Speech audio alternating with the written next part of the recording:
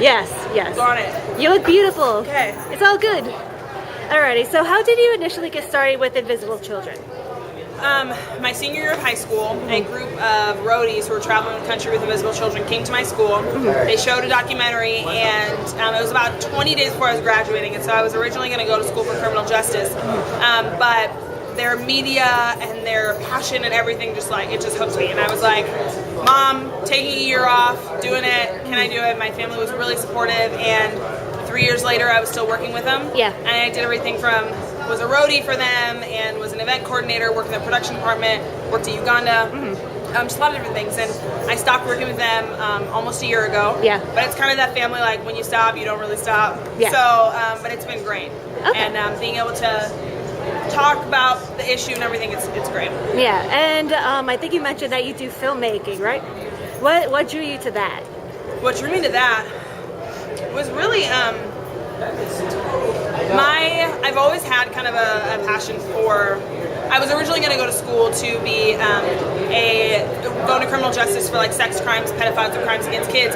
And to me in Chicago where I grew up, seeing like cops were kind of the only justice thing, and I always thought like in order to help people going through these situations you needed a badge and a gun. And then with Invisible Children, seeing the power of the media and just like it was a 10 times more incredible and impactful weapon than, you know, a gun or something, and it just totally flipped my switch. And I've always loved film. I'd done like acting in school, and I've probably watched 10 times too many movies than any person should. Yeah.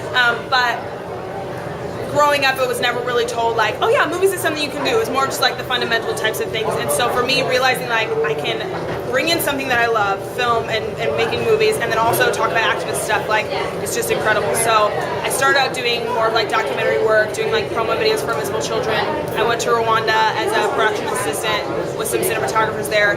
And my ultimate dream is to move into feature film. And that's kind of what I've been trying to do the last year, because I love documentaries and I think they're so powerful. But I love also how with a feature film you can pick and choose what stories to use. You know, you can like go into one person's perspective or another person's perspective and kind of craft it around what you think will be the most powerful for viewers.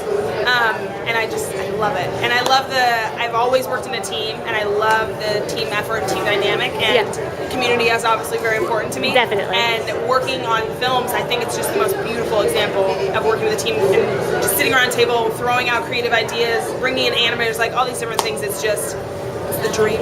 Yes. What are your favorite documentaries? Oh man, have you seen The Cove? Blew my mind. Literally on top of my bed, standing up at the end when he comes up with the screen. Oh, and it wasn't even that it was just powerful, it was just so phenomenally well done.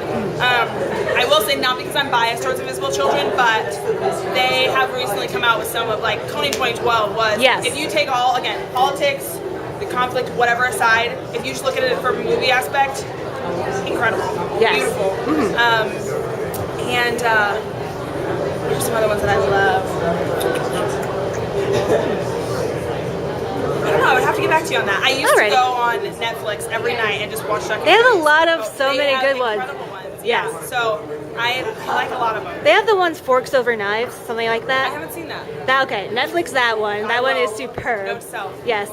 So with the success of the Coney documentary, do you think more nonprofits and organizations are gonna like do that route of like making documentaries using media? It's so important because I think especially in the nonprofit world that media is becoming pretty competitive because people are. I mean, Charity Water makes incredible media. Invisible Children makes good media. I just know of a ton of different nonprofits that do, and it's starting to become kind of a competitive thing because honestly, the more compelling you can share your story, and if you can have a good team of filmmakers and you can bring animation in, make it modern, or just make it really simple, like it is. Thank you.